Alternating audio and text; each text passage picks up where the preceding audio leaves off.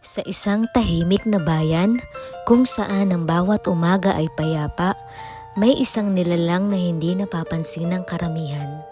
Wala siyang pangalan, wala ring tahanan, ngunit sa kanyang mga mata may pagmamalasakit sa lahat.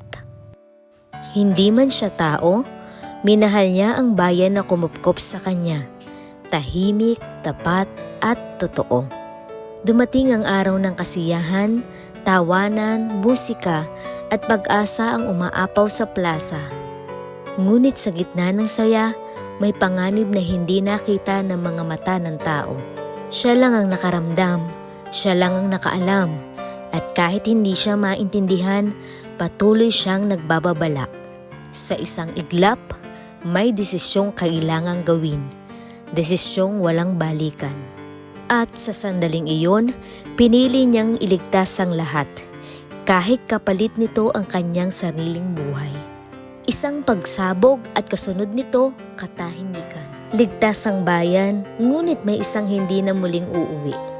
Doon nila napagtanto ang halaga ng isang pusong handang magsakripisyo. Hindi man siya nagsasalita, ang kanyang ginawa ay sigaw ng kabayanihan. Mula noon, may pangalan na ang asong iyon, Bantay, ang bayaning hindi humingi ng kapalit. Hindi lahat ng bayani ay tao. Minsan, may apat na paa at pusong mas dalisay kaysa sa atin. Salamat Bantay, hinding-hindi ka namin makakalimutan.